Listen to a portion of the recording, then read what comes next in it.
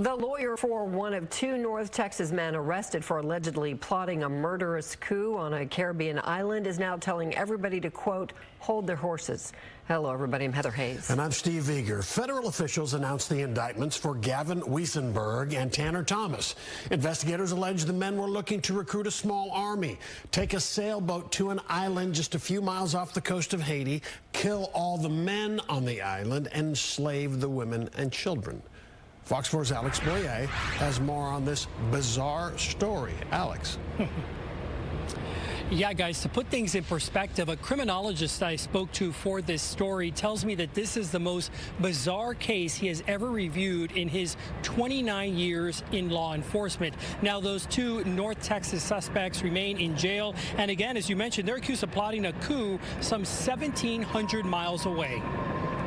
These are the North Texas men federal prosecutors say were planning to travel to an island in Haiti to kill the men and turn the women into sex slaves. Dr. Alex Del Carmen calls it the most bizarre case he's seen in his entire career. Well, you know, this is a very unusual case, right? According to a federal indictment, 21-year-old Gavin Weisenberg from Allen and 20-year-old Tanner Thomas from Argyle had been plotting to invade Gonave Island with a population of 87,000, which is part of Haiti. Prosecutors say Weisenberg and Thomas planned to invade the island by sailboat, heavily armed, using homeless people they would enlist from Washington, D.C. to murder the men on the island, take control of the territory, and then turn the women into sex slaves. Prosecutors say Thomas prepared for the attack by enlisting in the Air Force for military training, and Weisenberg enrolled in a fire training academy but later flunked out.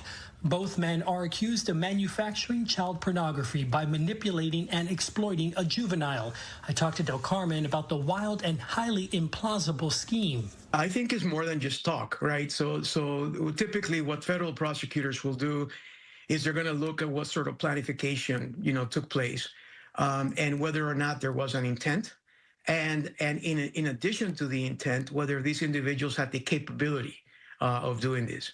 And all of these elements of the crime are present in this particular case. But in a statement to Fox 4 News, the attorney for Gavin Weisenberg said, I encourage everyone to hold their horses and stay tuned. An indictment is simply an allegation.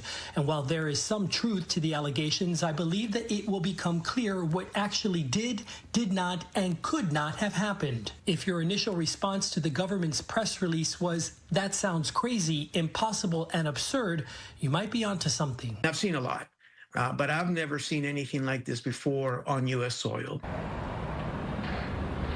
And we also heard back from Tanner Thomas's attorney via email this afternoon, and he said that he will be defending this case vigorously, and also added that his client will be entering a plea of not guilty on Monday.